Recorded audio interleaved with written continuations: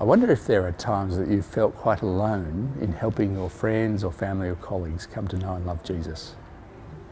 I wonder if you've felt that you're the only Christian in their lives, so it's all on you. There's you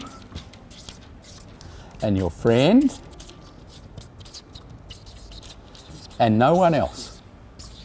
So there's quite a lot of pressure on this relationship.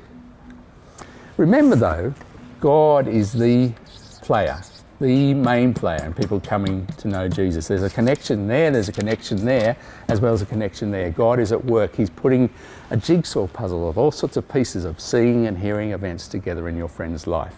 But it's also true that God may have used other Christians in people's past and maybe present that you just don't know of.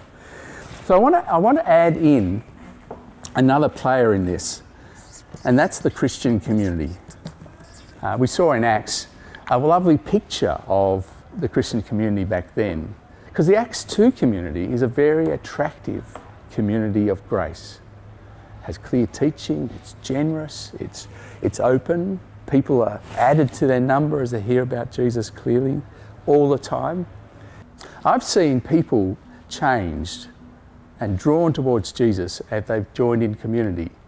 They may be interested in Jesus, but when they experience what Jesus has done in people's lives and their love, it transforms their lives. People from dysfunctional families, people in very difficult situations are cared for and come to know Jesus in community.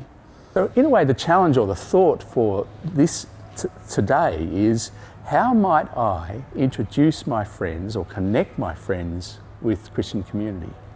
The fact is too that you're part of a Christian community, aren't you? You're embedded in a Christian community. City on a Hill, a group of people who are children of God, you've been brought together and made family.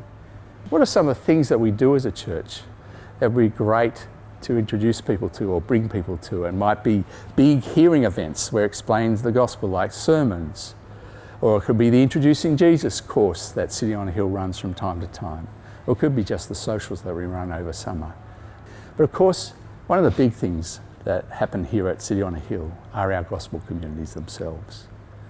So a great discussion to have is your gospel community an Acts 2 kind of community? Is it open at the edges? Is it welcoming? Is it gracious? Is it generous? Is there clear teaching? And think of ways together how you might connect people with Christian community through your GC, through your networks. It'd be a great thing to have in mind those 3 people you've been praying for. What are the ways in which you can introduce them to other Christians and to Christian community? Talk about that and pray about that together.